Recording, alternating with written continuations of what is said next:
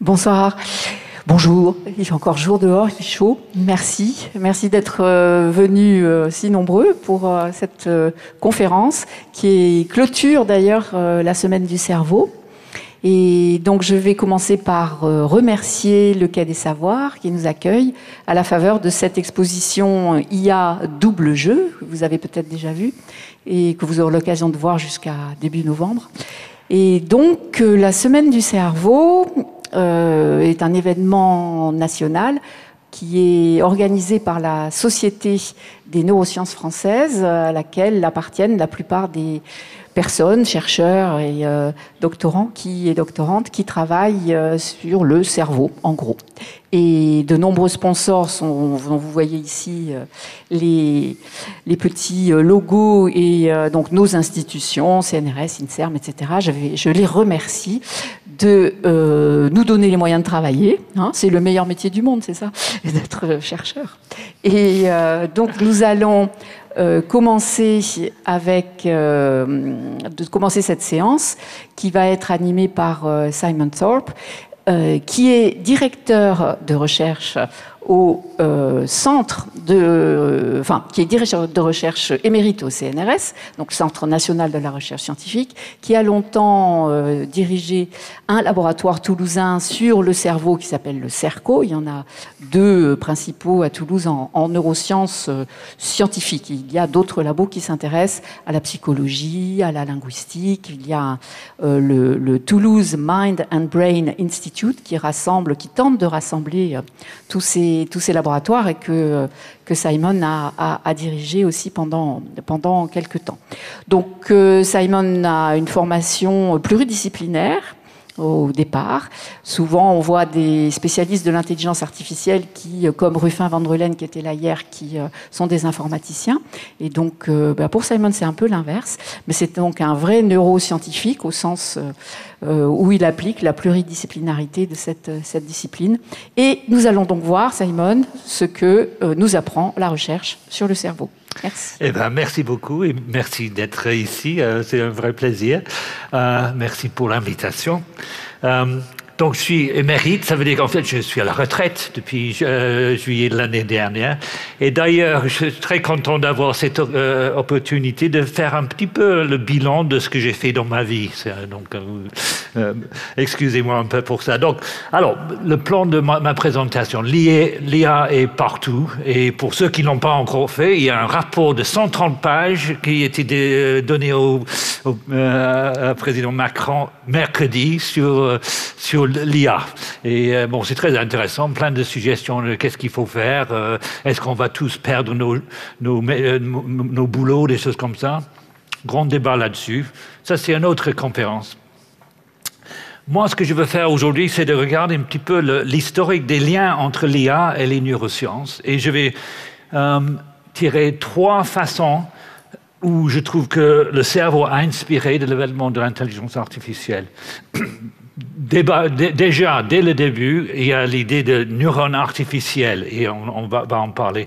Mais l'aspect qui est plus proche à mes intérêts, c'est le développement des architectures dites feed-forward, c'est-à-dire vague de traitement unidirectionnel pour la reconnaissance. C'est un peu ma spécialité.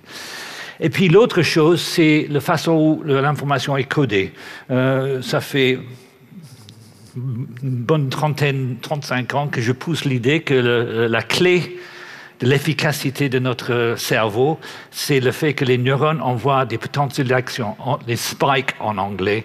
Malheureusement, les spikes, ça ne me traduit pas vraiment très bien en français, donc si ça ne vous gêne pas, je vais persister avec spike. Je vais expliquer ce que c'est.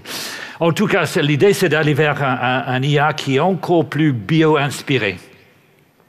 Et à la fin, je vais parler de mon dernier projet avec mon dernier étudiant qui est quelque part par ici, Aditya là-bas. J'appelle ça TerraBrain. TerraBrain, pourquoi? Parce que comme des terabytes, c'est des milliers de milliards de connexions, par exemple, ou de neurones. Et je vais, si vous êtes toujours accrochés, je vais vous montrer sur mon Mac une simulation avec 4 milliards de neurones en train de tourner en temps réel. C'est pour, voilà, pour le fin. Alors, donc, petite historique de l'IA et le cerveau. C'est très intéressant, ceux qui ont fait l'exposition. Il y a un autre historique de l'IA où on n'entend pas beaucoup parler du cerveau et l'inspiration de neurophysiologie. Mais donc, moi, je vais mettre quelques éléments spécifiques. Par exemple, le fait qu'en 1943, Warren McCulloch et Walter Pitts ont proposé l'idée de neurones logiques, en quelque sorte. C'était un premier modèle de traitement par des neurones. On fait des choses logiques. Il y avait aussi Alan Turing, le Turing test, ça c'était en 1950. Et puis vers 1960, il y avait Frank Rosenblatt qui a proposé le perceptron. En fait, c'était un peu comme ces neurones de Pitts et McCulloch, mais un peu plus sophistiqué. Ça permettait de faire des traitements sensoriels, des choses comme ça. Et puis, tout ça été un peu arrêté par Marvin Minsky, Seymour Papert, qui ont publié un livre qui s'appelle Perceptrons en 1969, dans lequel ils ont dit, en fait, ça ne marcherait pas parce qu'on peut faire qu'une seule couche avec un perceptron, et donc les problèmes intéressants comme le ou exclusive, on ne peut pas les résoudre avec ça, et ça a mis fin en fait à tous les financements sur ces systèmes artificiels basés sur les systèmes nerveux. Donc on parle souvent des années 70 comme une espèce d'hiver, un premier hiver des neurosciences et l'IA. C'était l'époque où on faisait des systèmes symboliques, raisonnement, les systèmes experts par exemple. Mais ce qu'on appelle maintenant good old-fashioned AI. On ne parlait pas du cerveau du tout pendant toute cette période. Mais bon, il y avait quand même des gens qui persistaient. Il y avait par exemple Kunihiko Fukushima qui, fin des années 70, avait fait le neocognitron. C'est un truc pour reconnaître des caractères. C'était effectivement un réseau de neurones. John Hopfield a proposé le réseau HopfieldNet. C'est une espèce de réseau de neurones qui faisait faire les apprentissages associatifs. Dave Rumelhart et Jay McClelland ont proposé en 1981 le modèle interactive activation de la lecture. Il y avait des nœuds qui correspondaient à des lettres et des mots, des choses comme ça. Et ça faisait un modèle dit connexionniste du traitement des informations. Et un petit peu plus tard, Geoff Hinton, on va en parler beaucoup, Yann LeCun, qu'on va parler beaucoup, ont développé une règle d'apprentissage qui permettait de contourner la critique de Minsky et Papert parce que ça permettait de faire des réseaux multicouches avec l'apprentissage. Et en fait, moi, je me souviens très bien de cette époque-là. Il y avait 2 livres qui sont sortis par McClelland, Rumelhart et le PDP Group, Parallel Distributed Processing. Et c'était les 2 bibles. Tous les labos avaient ça. C'était les livres qui sont sortis en 86. Et l'article principe, c'est l'article de Rumelhart-Hinton, Ronald Williams sur backpropagation, c'est l'apprentissage par la retropropagation des erreurs. Et ça qui a vraiment, c'était la clé de tout ce qu'on voit aujourd'hui d'ailleurs. Et je me souviens très bien à l'époque, un autre grand nom, c'est Terry Sejnowski, qui se promenait dans les colloques avec un truc qui s'appelle NetTalk. Il y avait juste des lettres en entrée. En sortie, il contrôlait un générateur de paroles et le système apprenait à lire à haute voix des mots et c'était fascinant parce que sans mettre des règles de comment les prononciations en anglais, le système apprenait par la retropropagation d'erreurs comment prononcer des mots. C'était magique. Les gens étaient super excités, dont moi. Donc, à cette époque-là, j'étais un jeune scientifique et j'ai dit, oh, voilà, on va tout résoudre, pas de problème. Donc, ça, c'était cette période-là, jusqu'au milieu des années 80.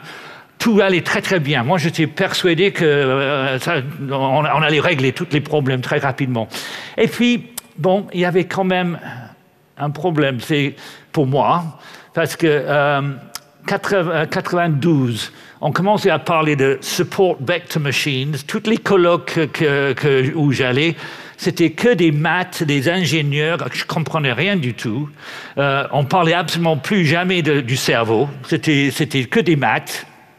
Et ça faisait un deuxième hiver de IA cerveau, parce que vous pouvez aller à des colloques, les neuroscientifiques ne comprenaient rien, comme moi. Et puis ça a commencé à être bougé un peu plus. Fin des années, vers 2009, Fei-Fei Li, qui est devenu quelqu'un d'extrêmement célèbre, a fait un truc qui s'appelle ImageNet. Elle a ramassé des millions d'images du web avec des milliers de catégories, et elle a dit, bon, ça c'est un bon problème pour les informaticiens, on va vous donner des images, vous entraînez un système et vous devrez dire ce que c'est. Ça s'appelle le ImageNet Challenge. Au début, les gens disaient, c'était absolument pas possible de faire ça, on n'a aucune idée de comment le faire. Les gens de la vision par ordinateur n'avaient pas le moindre idée de comment faire un problème aussi énorme. Mais en 2012, le monde a changé. Parce que Geoff Hinton, toujours le même, avec ses deux étudiants, ont publié un article absolument clé, ImageNet Classification with Deep Convolutional Neural Networks, qui a été cité, j'ai regardé ce matin, plus de 150 000 fois. C'est un des articles les plus cités dans l'histoire de la science. Et c'est une architecture qui est vraiment tout bête. C'est l'image qui arrive en entrée, vous avez 7 couches de neurones, on dit exactement, il y a 650 000 neurones, il y a combien de paramètres, combien de synapses, c'est un réseau de neurones. Et ça a complètement écrasé tous les systèmes de vision par machine qui existaient à l'époque. Donc ici, on voit un petit graphique. En bleu, ça c'est par année, les performances des différents systèmes. Bon, comme je dis, Fei-Fei Li a développé ça, donc les premières tentatives en 2010 pour essayer de voir. En bleu, c'est des petits points, c'est la vision par ordinateur. Et puis voilà, 2012, le point vert, c'est le premier réseau de neurones. C'est le truc de ce qu'on appelle AlexNet maintenant. Alors à l'époque, il y a des gens qui disent « Waouh, c'est impressionnant », mais bon, l'homme est quand même mieux. Et donc il y avait un étudiant à Stanford qui s'est entraîné pendant tout l'été pour faire les mêmes classifications. Il faut dire qu'il y a 57 races de chiens dedans, donc il faut être vraiment un expert. Donc il s'est entraîné et il était très très fier parce que lui, il arrivait à faire 94% correct. Il dit « Oui, l'homme est mieux que la machine, etc. » Sauf que, comme vous voyez ici, en 2015, la performance de l'homme était dépassée. Et depuis, on est maintenant à 99% correct. On est nul par rapport à ces systèmes de réseau de neurones. Alors, ça n'a pas arrêté là. 2017, un autre article absolument fondamental a été publié par Google Research. Ça s'appelle le Transformer Model. Alors là, je dois admettre que je ne sais pas combien de neurones il y a dedans. Il y a beaucoup de paramètres en tout cas. Et c'est avec ça que GPT-3, Generative Pre-trained Transformer Model. Donc, c'était basé sur ces recherches en 2017. Et depuis, ça n'arrête pas. On a Meta, Llama, Google, Gemini. Bon, ça n'arrête pas. Ils sont en train de sortir des modèles pour Large Language Models avec lesquels on dialogue. Si vous n'avez pas joué avec ChatGPT, je vous conseille de le faire. Tout le monde le fait. Il y avait 100 millions d'utilisateurs en 2 mois. Et juste rester au courant de ce qui se passe, c'est très très difficile. Il y a à peu près 4000 articles qui sortent par mois sur ce genre de choses. Donc, très difficile de suivre. Moi, personnellement, et on parle de la possibilité d'aller vers l'intelligence artificielle généralisée. Pour moi, un truc, si vous suivez l'anglais, il y a un site qui s'appelle AI Explained, où le mec est absolument incroyable, il fait des choses qui sauvent tous les quelques jours, qui expliquent très très bien, en une quinzaine de minutes, les dernières nouveautés. il s'appelle Philippe. Je ne connais pas son nom et je lui envoie un mail pour dire est-ce que vous êtes vraiment un être humain? Parce que moi, j'y crois pas. Hein. Donc, parce qu'il dit Google vient de sortir Gemini 1.5 hier soir, un article de 130 pages, je l'ai tout lu, plus les annexes, et voilà la synthèse. Donc, je n'ai pas trouvé son nom. Donc, il a une voix qui est tout à fait convaincante. C'est un Anglais, a priori, mais sincèrement, je me pose des questions. Bon. Alors, et on parle de est-ce qu'on va avoir la super-intelligence dans les années à venir, c'est-à-dire un système artificiel qui est plus intelligent que les êtres humains. Voilà. Alors, tout ça, c'est l'historique un petit peu. Et moi, là-dedans, il se trouve mes contributions. Je pense que j'y suis pour quelque chose. Parce qu'en 89, j'avais publié un article qui s'appelle « Biological Constraints on Connectionist Modeling », dans lequel j'ai dit, et c'était vraiment juste un calcul derrière une enveloppe, comme on dit, je savais que les neurones en haut du système visuel, dans le cortex inférotemporel, qui sont 10 couches de traitement éloignées de la rétine, décharge de façon sélective à des visages, par exemple, en 100 millisecondes.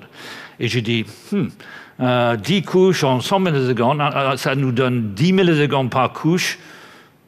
Les neurones ne déchargent pas plus qu'une fois ou peut-être 2 fois en 10 millisecondes. On n'a pas le temps de refaire en arrière. Ça doit être entièrement feed-forward pour y arriver. Parce qu'en plus, il y a le temps de conduction des fibres.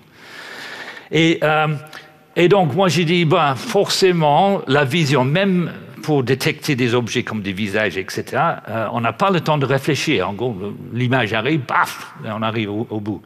Et ça a été démontré, je pense, très bien dans un article, My Biggest Hit, c'est l'article le plus cité que j'ai publié dans Nature en 1996, dans lequel on a flashé des images pendant 20 millisecondes et le sujet devrait juste relâcher le bouton s'il voyait un animal. Je ne sais pas quel type d'animal, ça pourrait être... Là, vous voyez un peu le genre de choses que c'est. Là, il y a un oiseau, etc. Et on mesurait l'activité du cerveau. Et le cerveau réagit à 150 millisecondes quand un cible est présent. Donc j'ai dit, voilà, même sans prévenir les gens, en 150 millisecondes, le cerveau connaît la réponse. Et ça a fait vraiment tilt, parce que les gens n'ont pas imaginé qu'on pouvait faire une tâche aussi compliquée de détecter n'importe quel animal dans une scène, alors que les gens n'ont jamais vu ces images. Hein, c'est des images complètement nouveaux.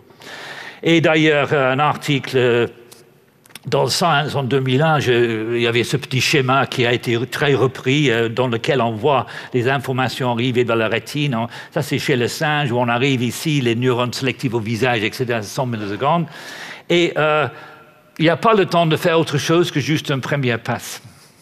Alors, il se trouve que Rufen van Rulen, qui était mon étudiant, qui a parlé hier soir, je ne sais pas combien de gens ont assisté aux deux, lui, après sa thèse, il est parti au Caltech, où il a fait un article très intéressant sur le fait que tout ça, ça se passe sans attention du tout. Il a fait ça avec Fei-Fei Li. Donc, elle était en thèse. Elle a fait sa thèse et collaboré avec Ruffin sur cette reconnaissance très rapide. Et c'était pour ça que quand elle est allée à Princeton, avait un poste à Princeton, elle a décidé de faire cette base d'images avec toutes les catégories. Les gens, c'est très intéressant de voir, elle explique ça. Les gens disaient, mais vous êtes complètement folle. Personne n'est intéressé par ça, collectionner des images comme ça. Mais c'était parce qu'elle, c'est une bonne copine, hein, on avait beaucoup discuté. Elle a dit, oh là là, c'est incroyable, Simon, qu'on peut faire ça. Ce sera un très bon test, effectivement, pour tester les performances du système artificiel. Et donc, moi, je pense que j'ai le droit de dire qu'en quelque sorte, en commençant en 89, 96 pour les trucs, les animaux, le fait que Ruffin est allé à Caltech et que Fei-Fei Li a fait ImageNet, et puis en 2012, Hinton et ses deux étudiants ont raflé la mise avec le premier truc de Deep Learning. En fait, il y a une séquence. Bon, voilà. Pas obligé de bon, je suis un peu fier quand même. Alors, est-ce que ça veut dire qu'on a tout appris sur le cerveau? Est-ce qu'on va apprendre d'autres choses? L'IA, est-ce qu'elle est déjà lancée complètement? Bon, ben, on n'a plus besoin de s'intéresser du cerveau. Tous ces gens-là, chez Google, OpenAI, il y a peu de gens qui s'intéressent vraiment à ce que fait le cerveau. Mais et est-ce qu'on va arriver à la super-intelligence sans jamais regarder un livre sur le cerveau, etc. Eh bien, moi, c'est non. Parce qu'il y a des choses à apprendre qui ne sont pas dans les systèmes actuels et qu'il faut prendre en compte pour des très bonnes raisons. Et là, cette raison, c'est que les neurones classiques, les réseaux de neurones classiques utilisés par tous les trucs de backprop, par les réseaux à AlexNet et tous les transformers par la suite, en gros, si on considère que c'est des neurones, c'est un peu comme ça. Vous avez des entrées qui ont des activités différentes, vous avez des poids synaptiques, GPT-3 à 175 milliards de paramètres dedans. C'est des poids, en quelque sorte. Et donc, tous ces poids sont codés avec des valeurs en virgule flottant.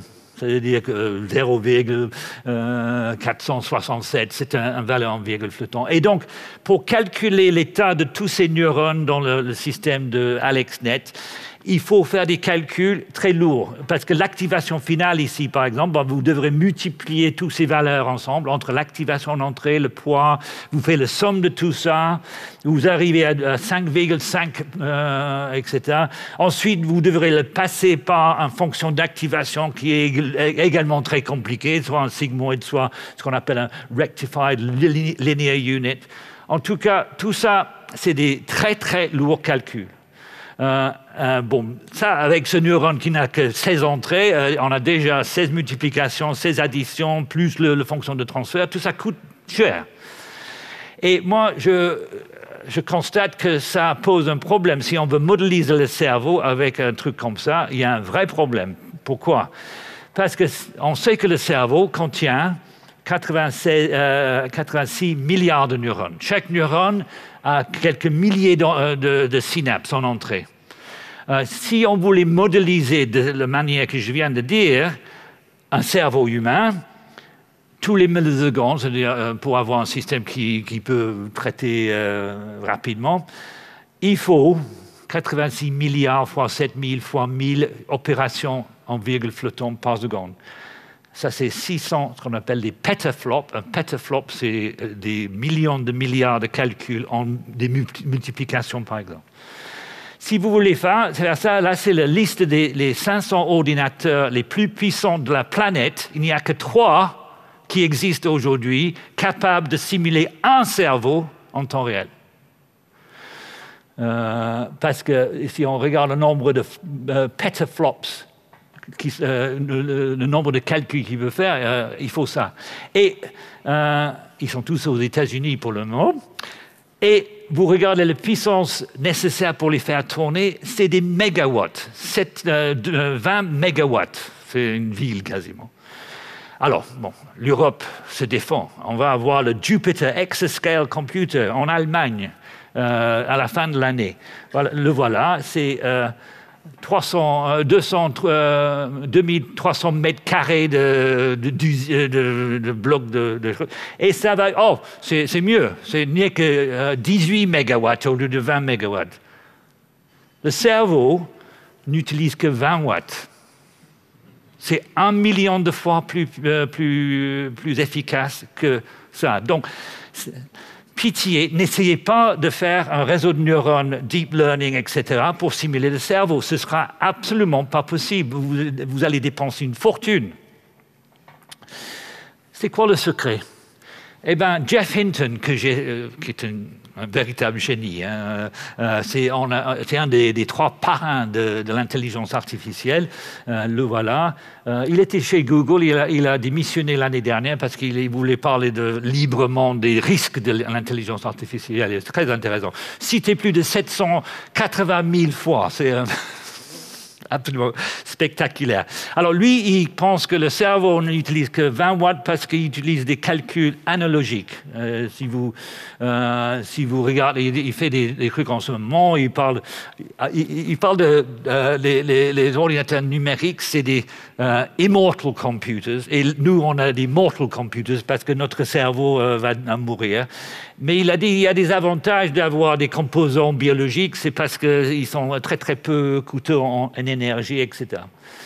Et d'ailleurs, il y a tout un groupe de gens qui développent des architectures dites memristas, où au lieu de faire des calculs numériques, on met des voltages et des courants, c'est ce qu'ils disent ici, c'est voltage pour l'activation, les conductances pour les poids.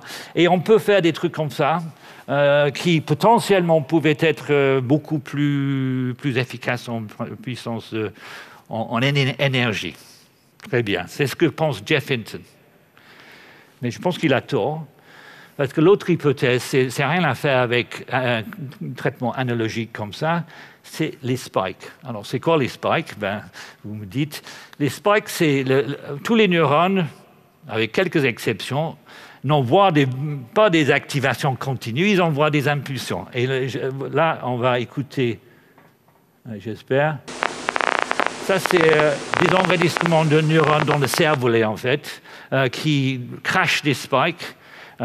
Et puis, on peut enregistrer ces neurones chez l'homme, chez des patients épileptiques. Ça se passe à Toulouse, Emmanuel Barbeau fait ce genre. Ça, c'est des manips qui étaient faits à Caltech, où les patients épileptiques, avant avoir de la chirurgie pour enlever le bout du cerveau qui ne va pas, on met des électrodes et on enregistre l'électrode pendant qu'ils sont en train de regarder des choses à l'écran. Donc, ils passent 10 jours à l'hôpital pour essayer de localiser le foyer épileptique. Et pendant ce temps-là, on peut enregistrer des neurones individuels.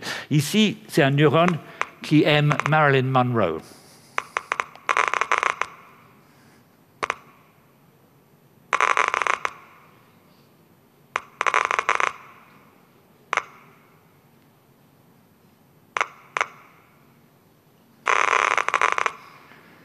Alors, imaginez, vous avez 86 milliards de neurones, ils sont tous en train de faire ce genre de choses chez vous.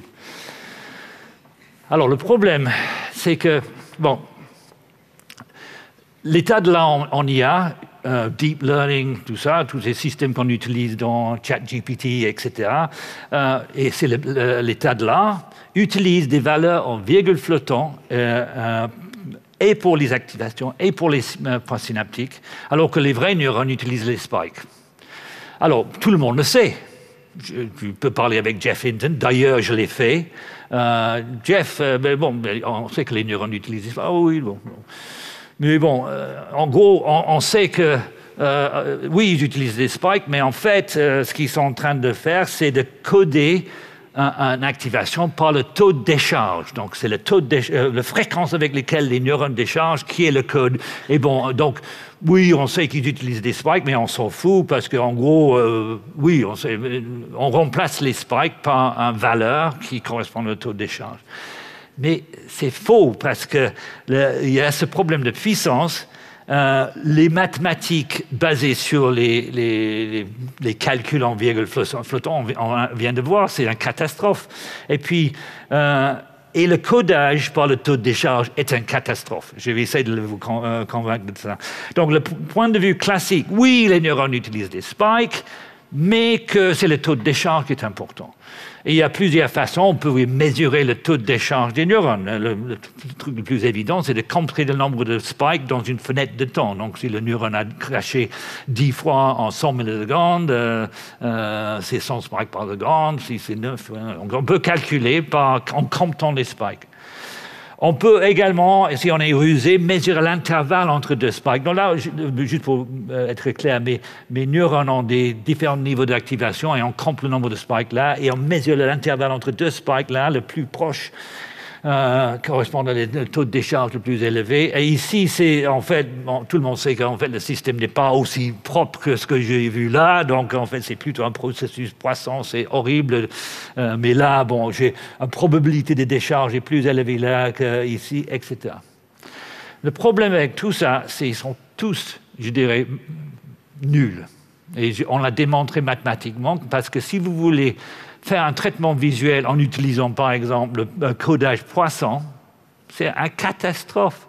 On ne vous jamais envoyé l'image de la rétine vers le cerveau en peu de temps en faisant ça. Donc, oublions. Bon, malheureusement, la plupart des gens n'ont pas oublié. Parce qu'il y a une autre alternative, c'est un codage temporel dans lequel on fait un traitement par vague de spike. Donc là, on a 8 neurones, on a un profil d'intensité. Les neurones déchargent une fois, mais l'ordre dans lequel les neurones déchargent, c'est le code. Et pour une bonne raison, un neurone dans la rétine, par exemple, c'est un peu comme une capacitance avec un seuil. Si vous avez un stimulus qui est faible, le neurone va grimper vers son seuil et décharger. Si vous mettez un stimulus un peu plus fort, il grimpe plus rapidement et décharge plus tôt. Et avec un stimulus le plus fort, c'est encore plus court. Donc en fait, le neurone sensoriel convertit en intensité qui peut être une pression sur le doigt, l'intensité sonore ou l'intensité de la lumière, en latence.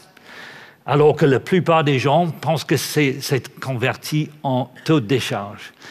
Alors, ce qui est absolument fou, c'est que Lord Edgar Adrian, prix Nobel, a fait des premiers enregistrements dans les systèmes sensoriels et en particulier dans le nerf optique en 1927. Et cet article, Action of Light on the Eye, donc il a enregistré le nerf optique de salamandre, je crois. Et à l'époque, c'était pas évident, mais il arrivait à tracer le taux de décharge des fibres avec 2 stimuli, haute intensité et faible intensité. Et là, on voit le taux de décharge pour un stimulus qui dure 3 secondes. Taux de décharge élevé avec le stimulus le plus intense. Et puis, c'est intéressant, le taux de décharge maintenu, vous voyez, c'est beaucoup plus actif. C'est toujours 100 spikes par seconde ici et je sais pas, 30 spikes par seconde là. Ça, c'est une fréquence de décharge, n'est-ce pas? Sauf, regardez le début. Avec le stimulus le plus intense, le démarrage de l'activité est la moitié à peu près que quand tu as un stimulus plus faible. C'était dans le premier manip fait sur le système visuel 1927. Et ce fait a été ignoré pendant les décennies. Et d'ailleurs, tout le monde dans les modélisateurs oublie complètement qu'il y a un aspect temporel, un taux de décharge, machin truc. C'est fou. Alors, est-ce qu'on peut faire des traitements avec un seul spike par neurone? Ça, c'est une question intéressante. Eh bien là, je reviens sur mon historique et je dois admettre que là aussi, je pense que j'en suis pour quelque chose. Parce que cette première article dont j'ai déjà parlé en 89 disait non seulement qu'il fallait que le traitement soit essentiellement feed-forward, mais que, je l'ai déjà dit, avec 10 millisecondes par étape, la plupart du temps, on a soit aucun spike, soit on a un. On ne peut pas mesurer le taux de décharge. Donc, c'est pour ça qu'en 1990, j'avais fait un petit article de 4 pages dans lequel j'ai dit une solution, c'est de dire, au lieu de mesurer les taux de décharge, on regarde qui a déchargé en premier. 90, je dis ça. En fait, je dois admettre qu'à l'époque, je ne savais même pas que Lord Edgar Adrian avait déjà montré ça en 1927, parce que tu ne le trouverais pas dans les bouquins, quoi.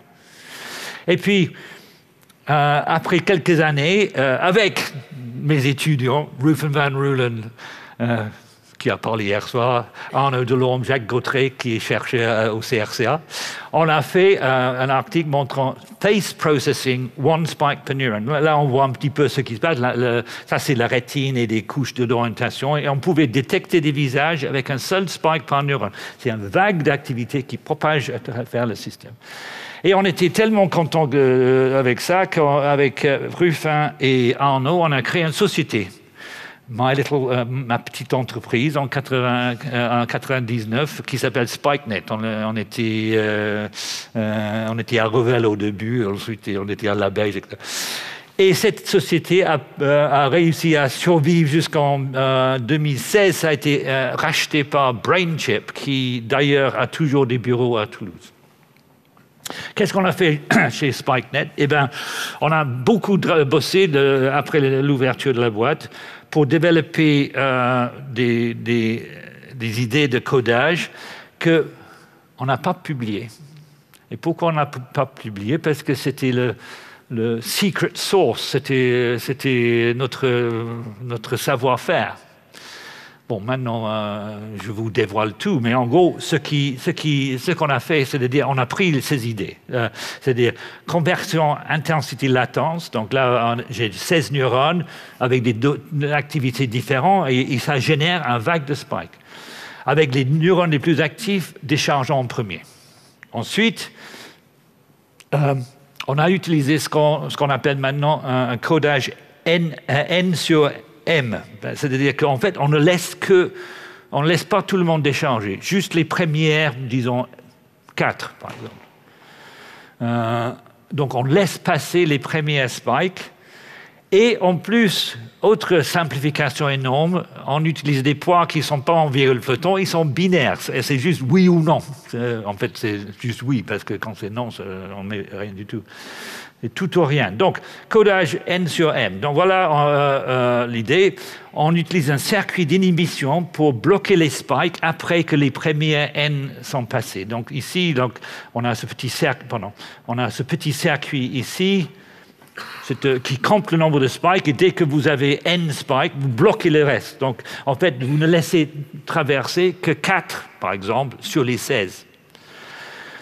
Et ici, c'est juste pour dire qu'en fait, on n'a même pas besoin des cellules relais parce qu'on peut faire la même chose à l'entrée. L'avantage étant qu'on économise des spikes parce qu'on n'a même pas besoin de 16 spikes.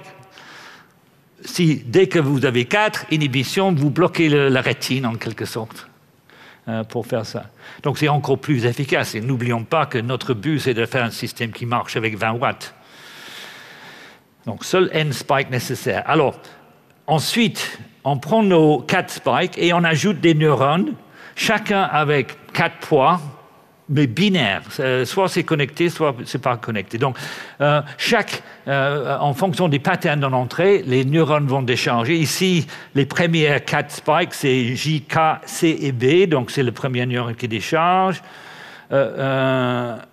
Et là, c'est une autre combinaison. C'est le deuxième neurone, le troisième neurone, etc. Donc, c'est très, très simple. Et juste pour illustrer le principe, là, pour faire quelque chose d'intéressant, là, j'ai une petite matrice 3x3 où il y a 2 orientations possibles. Donc, 9 x 2, il y a 18 neurones. Et en fonction, et si les premières 4 neurones à décharger, c'est là, orientation horizontale, horizontale, horizontale et verticale, eh bien, mon neurone ici, qui détecte que 4 trucs, est capable de dire c'est un visage. Alors, ça, c'est un modèle très, très simplifié, mais on peut faire la même chose avec des vraies images, un peu plus compliquées, mais en gros, c'est ça. Et en gros, vous mettez une image, vous sélectionnez une partie et vous prenez les premiers neurones à décharger, dont 8 cartes d'orientation, et c'est là le modèle. Et avec ça, on a fait un système qui était invariant, à la luminance. Donc là, on a pris le stimulus ici. Okay? Et puis, quand on teste, on utilise une image où la luminance est extrêmement bas, mais c'est toujours les mêmes neurones qui déchargent dans le même ordre, même s'ils sont plus lents. On peut baisser le contraste, on peut ajouter du bruit, le flou, etc. Ça marche toujours. C'est incroyablement robuste. On peut, avec le même neurone, changer l'orientation d'à peu près 10 degrés, changer la taille de 10%. On peut faire les déformations un peu comme si l'objet était tourné dans l'espace. Ça, c'est un modèle, SpikeNet. Et les performances. Alors, comme j'ai dit, on n'a rien publié. On a mis quelques publications juste que je sors maintenant parce que c'est pour dire qu'on savait le faire. Ça, c'est en 2004. Ça, c'est ce qui a été développé. Ça marche sur Windows. Et on a une image et on a pris un œil et on a détecté deux yeux ici. Et le temps de traitement, on est en 2004, bon, en fait 2002. Le temps de traitement pour détecter le fait qu'il y a deux yeux, ça a pris 5,7 millisecondes. On est en 2002, il y a 20 ans. Et là, un autre exemple, qui est dans une publication, où on a pris en fait des bouts d'images célèbres. Il y a Batman, il y a Bambi, il y a la couverture de Fleetwood Mac, il y a Michael Jackson, il y a l'affiche de Shining. Ça marche avec tout. Et on fait des neurones sélectifs pour tous ces trucs et on les cherche partout dans l'image. Et ça, localiser, pas simplement dire « Ah, il y a Michael Jackson quelque part ». Michael Jackson est là. Et ça a pris, pour cette image-là, 241 millisecondes pour faire 51 trucs en 2002. Je pense qu'aujourd'hui, ça prendrait des microsecondes parce que les ordinateurs sont... on est plus sur un Pentium 4, etc. Alors, juste un petit peu pour dire que SpikeNet était extrêmement simple, dans le sens que vous aviez l'image, vous avez des cartes d'orientation, et puis vous avez des détecteurs de Michael Jackson et tout ce que vous voulez, tout de suite. Et ce n'est pas vraiment comme ça le système visuel, où on a 7 couches, voire plus. Et d'ailleurs, AlexNet, le truc qu'on a vu tout à l'heure, a également 7 couches. Et donc, à la limite, AlexNet est plus réaliste que SpikeNet. Mais SpikeNet, ce qui fait que les autres ne font pas, c'est que c'est pas juste de dire « Ah, il y a Michael Jackson quelque part ». Il dit où est-ce que c'est. Parce qu'on va détecter le positionnement de chaque stimulus. Ce qu'on ne peut pas faire avec un système comme AlexNet. Il ne dit que la catégorie de stimulus. Et ça a l'air complètement... rien à faire avec la biologie, mais en fait, on a développé il y a quelques années une tâche qui s'appelle face zapping, dans laquelle on présente une image avec un visage quelque part et il faut faire un saccade vers le visage. En fait, on le fait automatiquement. Et dès qu'on arrive sur le visage, on change l'image, il y a un autre visage collé quelque part et il faut aller chercher ça. Et on fait ça 500 fois, avec des images que le sujet n'a jamais vues avant. Et là, je vais vous montrer... Ça, c'est en temps réel. Le petit point rouge, c'est l'œil qui bouge. Alors, je ne sais pas si vous arrivez à suivre ce qui se passe. C'est un peu difficile. Alors, donc, on va peut-être revenir au début. On commence ici, le visage au centre. Et puis, maintenant, il y a un visage quelque part. Est-ce que vous voyez? C'est sur la droite. Maintenant, où est-ce que le visage? C'est à gauche. À droite. À gauche. Où est-ce que c'est maintenant? À droite. Beyond Bliss. Alors ça j'adore celui-là. Où est-ce que c'est le visage? En fait, le visage est en haut ici. Et on voit que le contraste est adapté pour qu'il ne soit pas contrasté par rapport au fond. Eh bien, le cerveau, l'œil part tout de suite là-dessus. Un peu, pas assez. Donc on fait une deuxième correction pour y arriver. Et ainsi de suite. Ça, c'est en temps réel. On fait 5 secondes par seconde. Mais ça ne marche que pour les visages. Et c'est la preuve que le cerveau peut le faire. Simplement, ça coûte horriblement cher. Et je dirais que le cortex visuel a des détecteurs de visage, pour les petits visages, parce qu'il n'y a pas plus important dans la vie que de saccader faire des mouvements vers les visages. Donc, on peut le faire, simplement que si on voulait vraiment faire un système qui fait ça pour toutes les stimuli qui nous intéressent, le cerveau sera gigantesque. Bon, allez. Un système SpikeNet pouvait faire ça. Donc, les idées clés, la vision biologique utilise des neurones à spike, codage par l'intensité par la latence et la décharge, l'ordre dans lequel les neurones déchargent peut être utile, et un petit circuit qui permet de faire ça, avec des synapses binaires. Soit ils sont là ou ils ne sont pas, donc aucun poids. Codage N sur M, et à mon avis, ça peut expliquer l'efficacité énergétique du cerveau humain. Alors, donc on a vu, juste pour résumer, les traitements classiques utilisés par tout le monde, c'est horriblement compliqué parce qu'on a des virgules flottantes à calculer partout. On peut faire mieux avec des traitements event-driven où il y a des spikes qui en ont entré, mais on peut faire encore mieux avec des poids synaptiques binaires. Et encore mieux où on réduit le nombre de neurones qui déchargent. Ça, c'est la clé.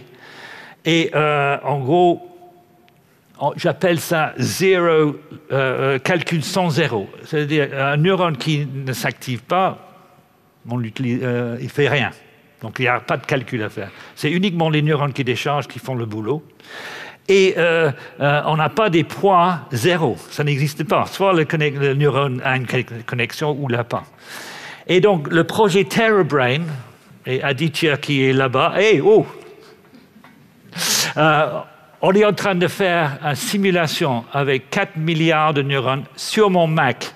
Alors là, ça c'est une vidéo, mais je peux faire mieux que la vidéo parce que, allez, je vais pour vous convaincre. Qu'est-ce que j'ai fait? Ça marche? Ah ouais, ok.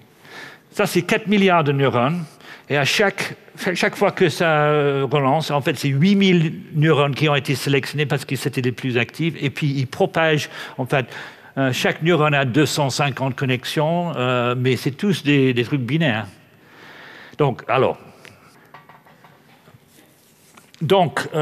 ça, c'est déjà pas mal. Alors, ça ne fait rien d'intéressant parce que c'est complètement aléatoire. Okay? Mais on peut changer ça pour faire quelque chose d'intéressant. D'ailleurs, dans 2 semaines, Aditya, je veux qu'il fasse la lecture et reconnaître des visages, des trucs comme ça. Okay? Donc, on ne va pas rester avec ça. Voilà. Et l'avenir, on est en train de réfléchir. Est-ce qu'on veut un Mac M3 ou un Mac Studio? En tout cas, pour 10 000 €, on peut avoir 192 gigaoctets de mémoire sur le processeur, qui est assez pour simuler, parce qu'on utilise 1 octet par neurone, on peut faire tout le cerveau avec les 86 milliards de neurones sur un Mac.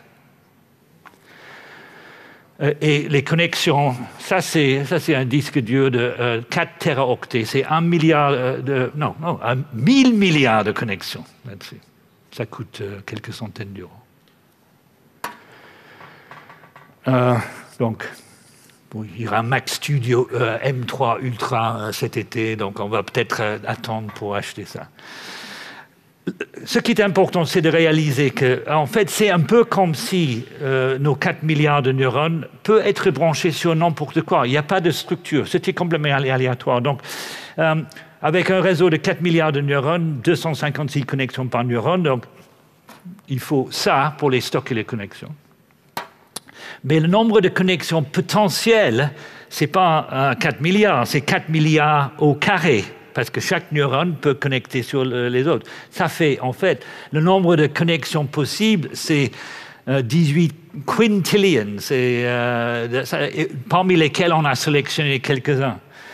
Donc, les solutions, on en avait parlé de Jeff Hinton, Memrisys et tout ça, c'est absolument pas possible parce qu'on ne va jamais avoir 18 quintillions éléments comme ça, même s'ils étaient très peu coûteux en énergie, et ça ne marcherait pas. Alors, il existe en fait d'autres... Je ne suis pas seule personne à penser qu'il faut utiliser des spikes. Comment on compare le TerraBrain avec les autres systèmes? Eh bien, Spinnaker, ça c'était en 2018, c'est le premier, donc c'est un système pour simuler des neurones à spike avec 1 million de cœurs, et chaque cœur c'est 1000 neurones, donc ça fait 1 milliard de neurones. Ça coûte 100 kilowatts d'énergie. Je fais 4 fois plus avec mon Mac là. Et ça, c'est une nouvelle boîte qui vient d'être créée avec Spinnaker 2. Alors, je ne sais pas combien d'énergie ça va utiliser, mais vu le taille du truc, je n'ai pas l'impression que ça va être très, très intéressant. Et tout nouveau, ça vient de sortir, Deep South, c'est un superordinateur capable de simuler l'intégralité du cerveau humain, sera mis en service en 2024. Aucune idée sur la consommation, mais regarde le taille. À mon avis, ça va être un peu plus que mon Mac, qui marcherait d'ailleurs sur pile. Donc, quel est le secret? En fait, ils font à peu près la même chose que nous, mais ils utilisent un mode de calcul qui est complètement débile, rate coding et tout le reste. Donc, voilà. Donc, les messages à retenir. Donc, je pense que oui, on a bien vu que le cerveau nous renseigne pour l'IA. On a vu que les contraintes temporelles ont, à mon avis, ce que j'ai mis en avant beaucoup, nécessitent des traitements de type feed-forward qui sont la base de ce qu'on a, le ImageNet Challenge, AlexNet et tout le reste, et l'apprentissage profond est basé là-dessus. Ensuite, il y a le problème de comment faire autre qu'en virgule flottant. Et donc là, des spikes, c'est la solution à mon avis. Donc, conclusion que là, l'IA a toujours des choses à apprendre du cerveau. J'espère que vous êtes convaincus. En tout cas, j'ai un peu dépassé mon temps, mais je suis à l'écoute de vos réactions et vos questions.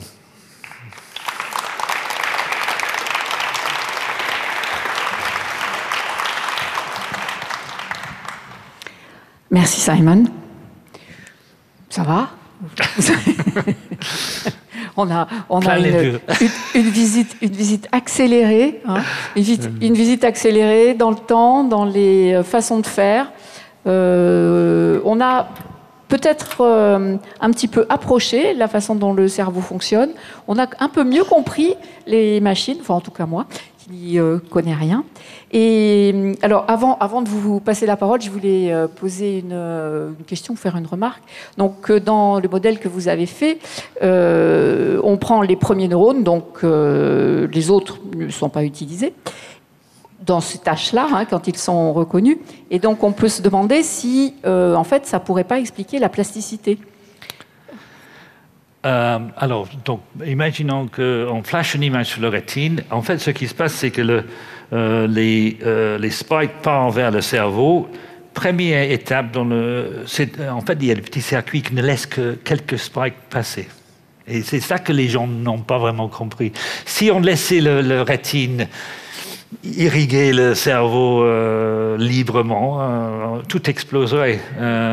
Et donc, on sera épileptique et tout le reste. Oui, donc c'est l'inhibition, en fait, qui est la clé du fonctionnement. Voilà. Sans l'inhibition, chaque fois qu'on flash une image sur la rétine, le cerveau exploserait. Et donc, il y a une réserve. Il y a quand même une réserve de... C'est très, très important de limiter le nombre de neurones qui déchargent parce que c'est très cher. Et si on veut rester dans les 20 watts, on ne peut pas se permettre n'importe quoi. Oui, c'est parfait pour le développement durable du cerveau. Donc, hein. Absolument. Le cerveau est un modèle de l'économie. Oui, tout à fait. Alors, question. Nous avons des micros dans la salle qui vont vous être apportés. Question là-bas. Bonsoir. J'avais une question sur le stockage des neurones que vous avez montré sur le disque dur. En fait, vous ne stockez que l'état des neurones et pas du coup les connexions du coup. Parce qu'il y en aurait trois stockées. Là-dessus, c'est que des connexions. Ça veut dire que les connexions. Dans mon ordinateur, pour les 4 milliards de neurones, j'ai un octet qui représente son activité. Et quand il atteint, quand on le sélectionne parce qu'il est parmi les 8000, ça je peux changer comme je veux. On va chercher sur le disque, en fait je le fais sur le disque interne pour la simulation, parce que ça c'est un peu plus long que le mémoire ici.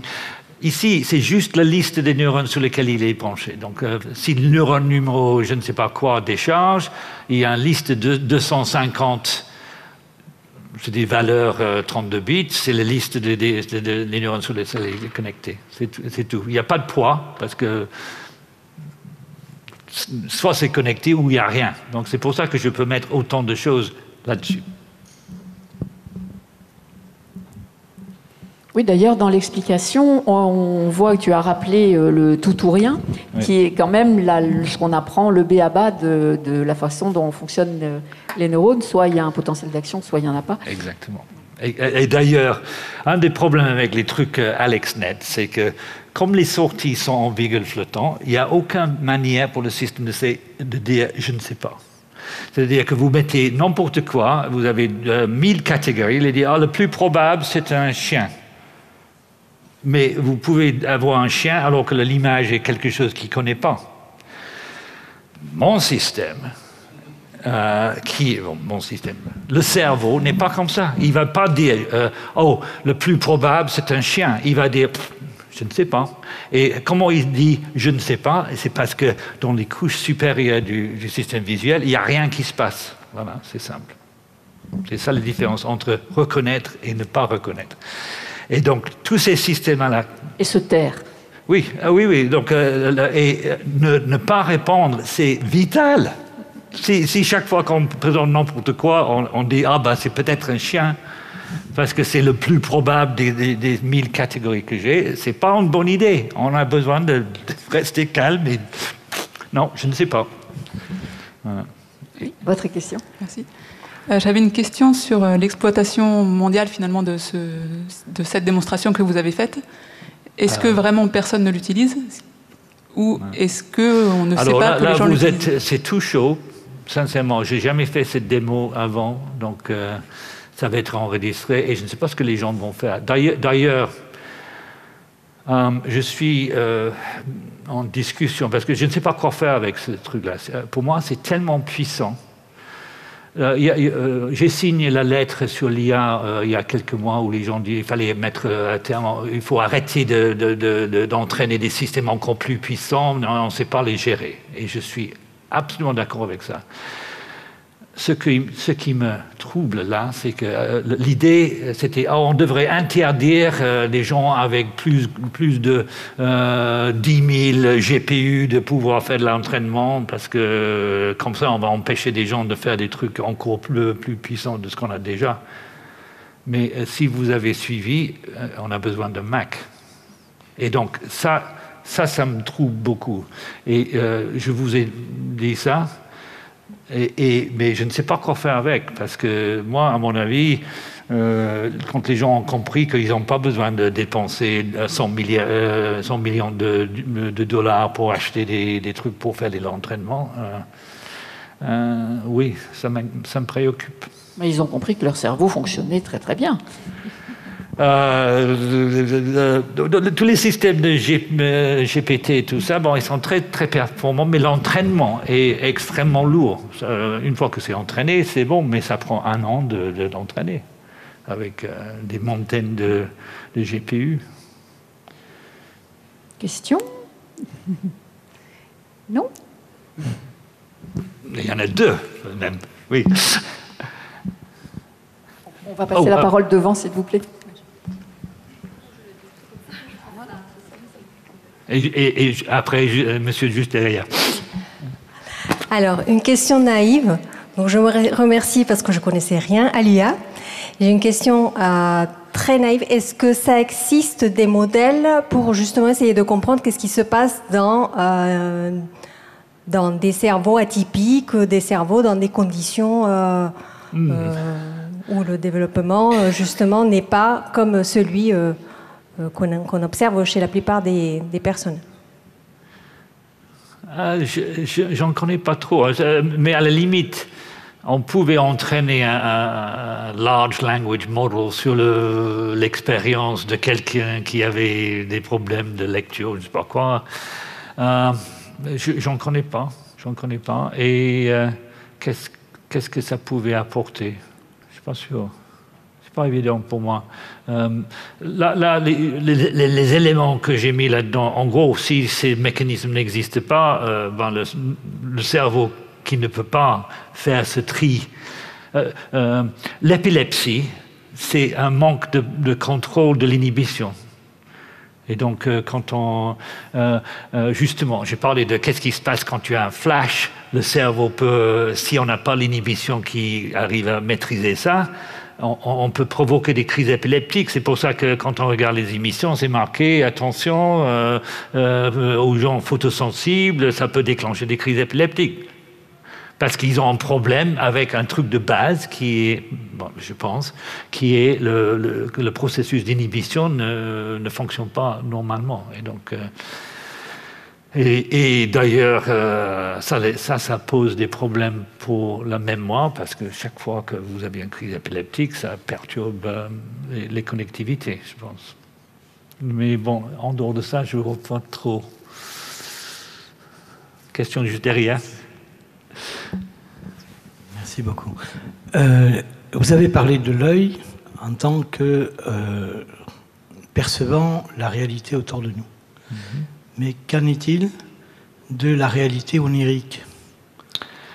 Ok, bon, pour moi, ce qui se passe quand je rêve, c'est mon cerveau en libre, en gros, pendant le sommeil, il y a des structures qui inhibent les relais dans le thalamus et empêchent des informations. Donc en fait, c'est le cerveau qui est libéré du corps. Libéré du corps. Et donc, en gros, mon idée sera que quand je rêve, c'est juste les connexions à l'intérieur. Un peu comme, là, vous avez vu dans le Terror Brain, je lance une activation et puis ça continue indéfiniment, en utilisant les informations, les connectivités qui sont apprises dans sa tête par toutes les expériences qu'on a eues. Donc, une fois qu'on a lancé l'activité, ils peuvent propager sans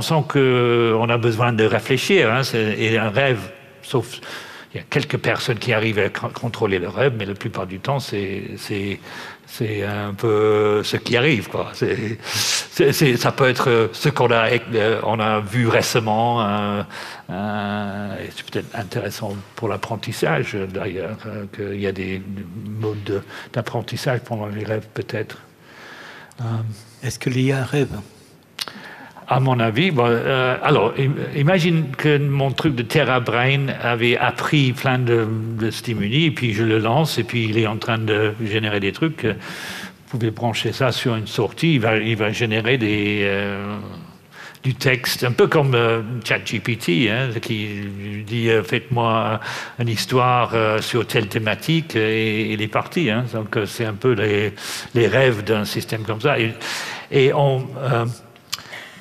il y a l'autre chose, c'est pas uniquement les large language models, c'est la génération. Donc, vous avez des systèmes maintenant absolument incroyables. Vous dites, faites-moi une vidéo photoréaliste de quelqu'un qui est en train de marcher à Tokyo un jour de pluie, et 1 minute plus tard, il y a une vidéo comme ça. C'est le système en train de rêver en quelque sorte. Oui, monsieur au fond. Moi, j'ai 2 questions qui sont un peu liées. Est-ce que ce système-là requiert moins de données que ce qu'on fait d'habitude en deep learning? Et est-ce que cet apprentissage-là, dans votre système, permet un peu plus d'explicabilité, en fait, des résultats obtenus? Je l'espère. Déjà, je vous ai montré le mécanisme d'apprentissage utilisé dans SpikeNet il y a 20 ans. En fait, c'est un one-shot learning. C'est-à-dire, on présente un truc et on stocke d'un coup toutes les synapses nécessaires pour reconnaître le chien ou je ne sais pas quoi, ou l'œil du chat. C'est un truc. Donc on n'a pas besoin de présenter des milliers de fois comme on doit faire dans les systèmes de deep learning style AlexNet. Donc oui, déjà ça c'est potentiellement beaucoup plus efficace parce qu'on n'a pas à ajuster des poids synaptiques de façon très fine, hein, c'est oui ou non. En fait, ce qu'on fait, c'est l'apprentissage, c'est de déplacer des poids, c'est ça l'apprentissage. Alors, la deuxième partie de la question, la deuxième partie, c'était l'explicabilité. En fait. Ah oui, oui, alors, vous avez vu que j'avais mon système qui propageait 8000 spikes à chaque coup. On pouvait avoir un système qui peut générer du texte et puis, en fait, a dit il avait une version où je peux changer en temps réel le nombre de neurones qui déchargent à chaque cycle. Si au lieu de 8000, je mets 4000, ça tourne 2 fois plus rapidement, etc. Mais je peux contrôler combien de neurones sont utilisés. Et donc, dans un système qui, supposons qu'un jour, on a un système qui arrive à faire des raisonnements, trouver des réponses à des questions, on peut contraindre le nombre de neurones qui déchargent jusqu'au moment où il n'y a que 3 ou 4. Et si ça marche toujours, on a maintenant un système explicable. Et le problème avec les systèmes de l'IA que tout le monde utilise, c'est qu'ils sont tellement compliqués, ils ont tous 175 milliards de paramètres et on ne sait pas du tout pourquoi il dit ce qu'il dit. Alors que là, c'est justement le fait que c'est binaire et très éparse, on a cette possibilité de contraindre le système jusqu'au le plus petit modèle qui est capable de faire ce qu'on veut. Et à ce moment-là, on est sûr qu'il ne va pas faire des conneries. Et le gros problème pour Toulouse, d'ailleurs, c'est qu'on veut des systèmes pour l'avionique. On ne va jamais mettre un réseau de neurones dans un avion parce qu'on ne peut pas être sûr de ce qu'il va faire, parce qu'on ne peut pas dire, on peut pas que le pilote automatique décide de voler vers la montagne une fois de temps en temps, mais on ne peut pas le faire. Et c'est pour ça qu'on ne va jamais trouver des systèmes deep learning et tout ça dans les avions, au moins pas pour le moment. Mais peut-être que ce système-là, oui, parce qu'on peut le contraindre. Il y avait d'autres questions, des questions devant là, je pense.